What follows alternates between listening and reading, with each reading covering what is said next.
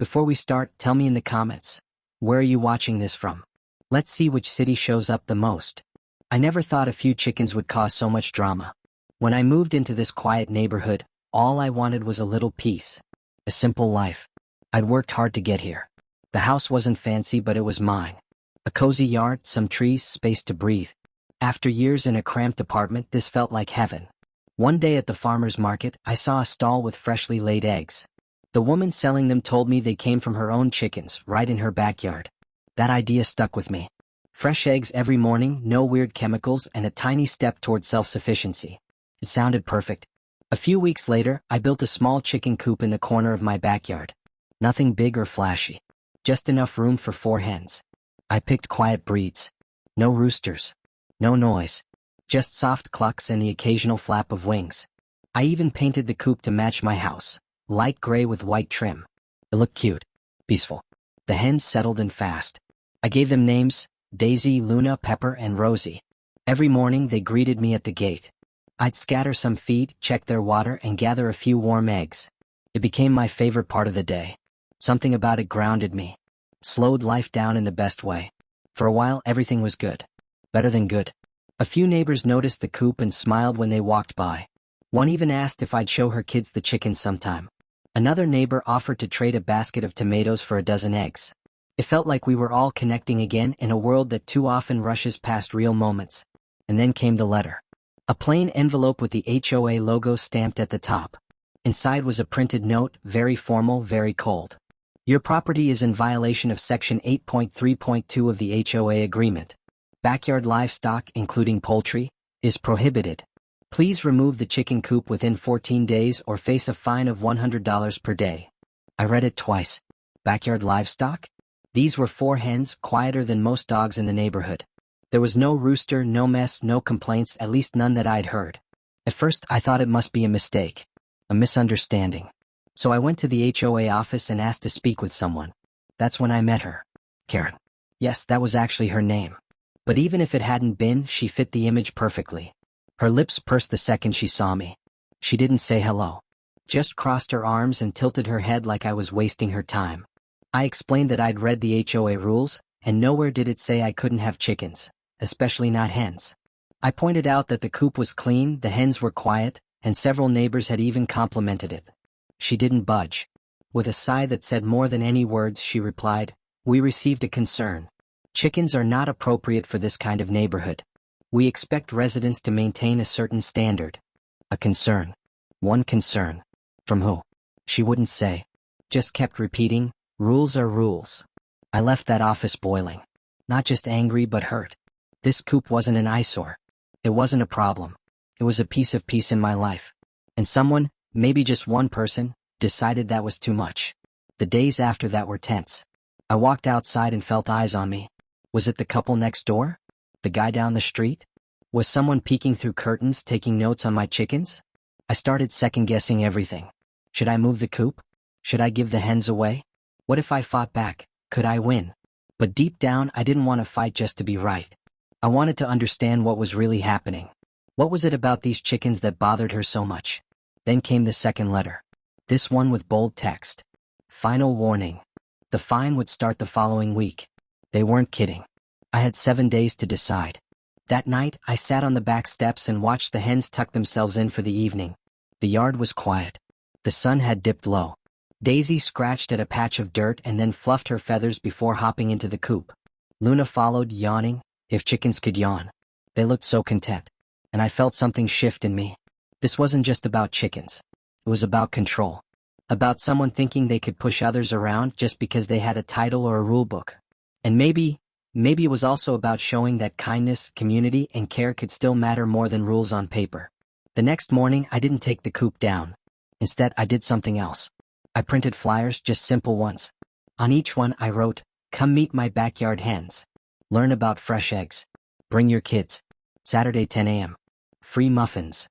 I dropped them in mailboxes all up and down the block. If the HOA was going to make this public, so was I. Saturday morning came and I had no idea what to expect. Maybe no one would show up. Maybe someone would call the cops. I'd baked 24 blueberry muffins just in case, set up some chairs and waited. Then the first neighbor arrived. It was Clara, the woman who traded me tomatoes. She brought her son and a bag of peaches. Then came Luis and Jamie from the corner house. Then Beth with her 3 girls. By 10:30, my backyard was filled with laughter, clucks, and excited little voices. One kid asked if Daisy could do tricks. Another named one of the hens Captain Feathers. I just smiled. Neighbors took turns holding the hens, feeding them mealworms, asking questions about how I cared for them. Someone brought coffee. Someone else offered to help build a small garden bed. They didn't care about HOA rules. They cared about being together. About something real. Later, one man I'd never spoken to said, "I didn't even know people could do this anymore. I love it." And I realized so did I. Of course, not everyone came. I didn't see Karen, and part of me wondered if she was watching from behind a curtain, arms crossed, frown deepening by the minute. But that didn't matter anymore. Something had changed. Not just for me, but for the whole block. The next few days felt different. Lighter. Like a door had opened and fresh air was finally coming in. People I'd never even spoken to before began waving when they passed by. Some would stop and ask how the chickens were doing. A few asked if I was planning another Saturday event. One man, a quiet guy named Mark who lived 2 houses down, surprised me when he said, "I've been thinking about starting a small garden myself. What you did, it reminded me of my grandfather's place. He used to grow everything." Something was happening. Something real. And it all started with 4 chickens and a quiet refusal to back down. I wasn't trying to start a movement. I just wanted to keep a part of my life that brought me joy. But now, people were connecting again. Kids were coming by after school to check if Daisy had laid an egg. They'd point and giggle when Luna strutted across the yard like she owned the place. It became a little moment of peace in everyone's day. Then, 3 days after the gathering, Karen returned. She didn't knock. I saw her from the kitchen window, walking slowly down the sidewalk, clipboard in hand, lips pressed tight. She stood outside my fence for a moment, then snapped a photo of the coop. I stepped outside not to argue, just to be civil. "Good morning," I said. She didn't return the greeting. Just looked up from her clipboard and said, "We'll be escalating the fine if the coop remains." I took a breath. My heart was racing, but I kept my voice calm. "I'm not breaking any rules," I told her. "And the community clearly supports this." She didn't blink. Support doesn't change the bylaws. I wanted to scream. I wanted to shout at her that this wasn't about rules anymore. It was about something she couldn't control, connection, care, and something honest. But I didn't. I just stood there, letting the silence stretch between us, until she turned and walked away without another word. That night I couldn't sleep. I sat at the kitchen table, a legal pad in front of me, reading every line of the HOA agreement. My eyes were burning by midnight, but then I saw it, hidden in a paragraph near the bottom of page 6. An exception. It stated that any structure or animal enclosure that directly benefits the surrounding community, through education, sustainability, or shared access, may be permitted upon receiving neighborhood support. There it was. A loophole. If I could prove the coop was helping the community, I had a case. And I wasn't alone anymore. The next morning, I printed out a copy of that clause and started knocking on doors. Not with anger, just with honesty. I explained what was happening, showed the rule, and asked if they would support the project. Not just the coop, but something more. A tiny neighborhood farm. A few tomato plants. Maybe some herbs.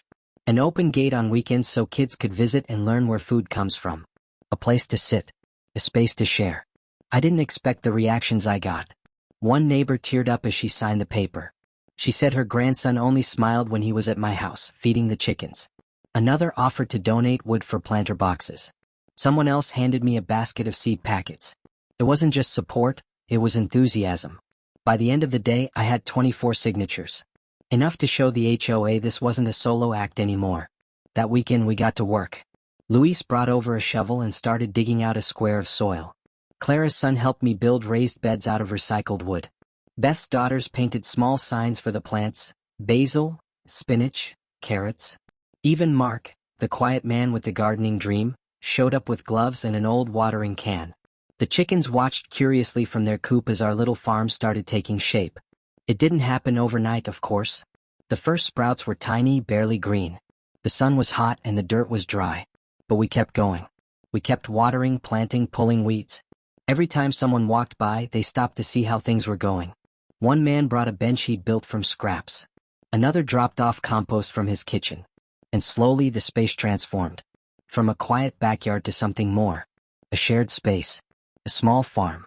A place where neighbors weren't just neighbors anymore, they were part of something together. The chickens were still the stars. Daisy, with her calm demeanor, became the favorite. Pepper, the sassiest one, loved stealing grapes when kids dropped them. We even started calling the space the Coop and Garden. Someone made a sign and hung it on the fence. Still, I knew the HOA wouldn't stay silent forever. And I was right. A week later, I got an official notice.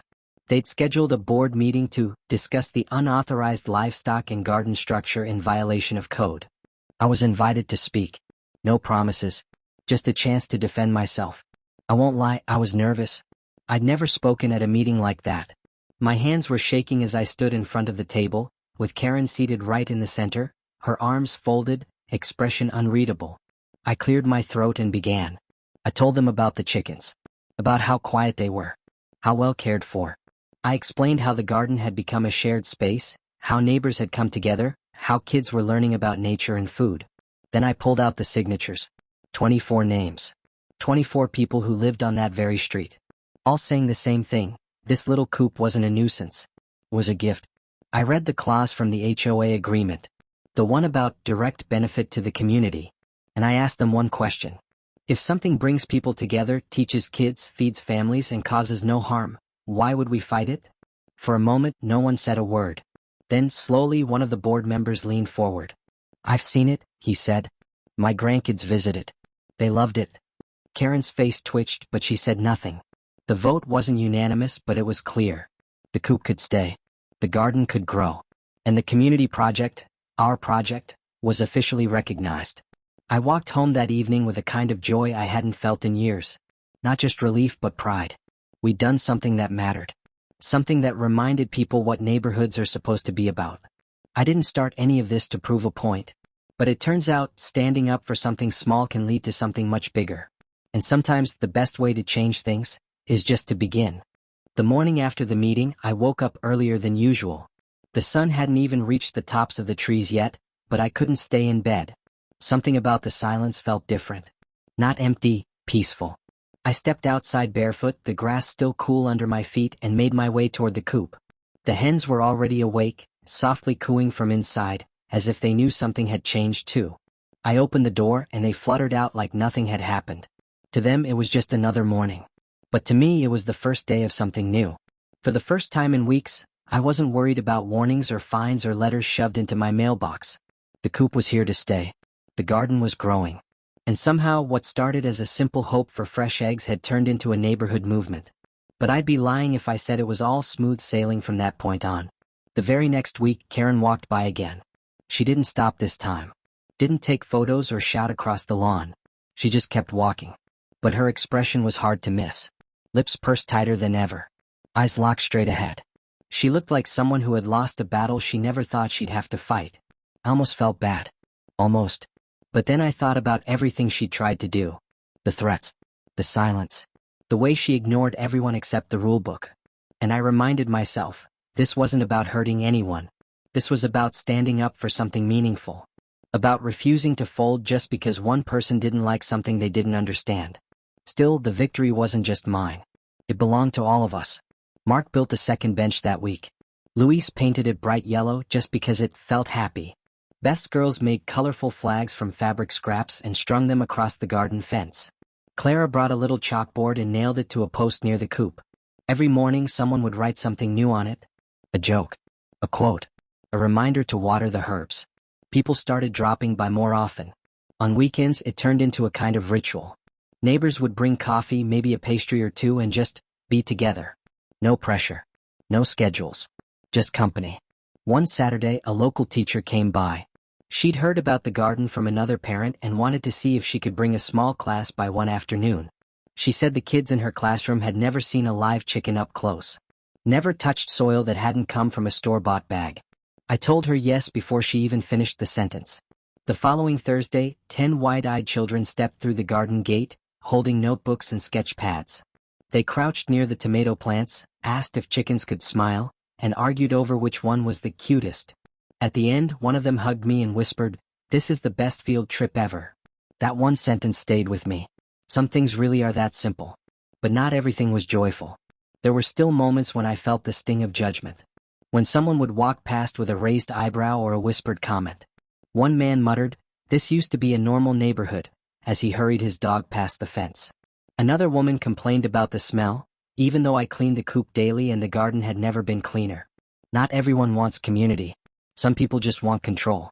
But the difference now? I wasn't alone. When the same woman tried to report the garden for attracting pests, Mark stepped in. He showed up at the HOA with documentation about the native pollinators the garden was helping. Bees, butterflies, and ladybugs were returning to the area because of the pesticide-free plants. He'd even taken photos to prove it. When a rumor started that the chickens were noisy at night, Luis invited the board to visit and sit quietly in the yard after sunset. They did. And all they heard were crickets and the soft rustle of leaves. Bit by bit, the noise from the critics faded. Not because we argued louder, but because we kept showing up, doing the work, and letting the results speak for themselves. A month after the vote, something happened that I'll never forget. Karen showed up again. But this time she wasn't alone. She had her granddaughter with her. A tiny girl, maybe 5 years old, clutching a stuffed rabbit in one hand and her grandmother's fingers in the other. They stood at the edge of the garden just looking. I didn't rush over. I didn't say anything at all.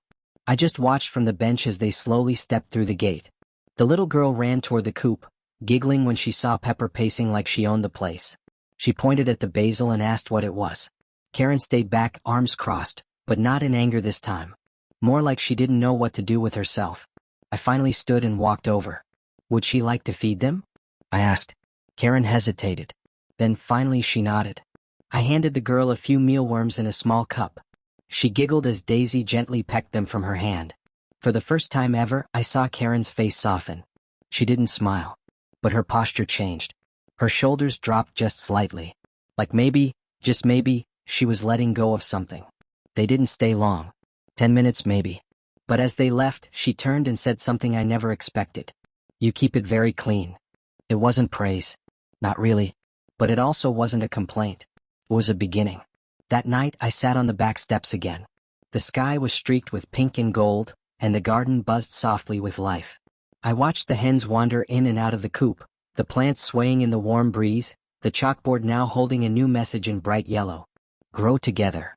Simple. Honest. Exactly right. None of this had been part of the plan.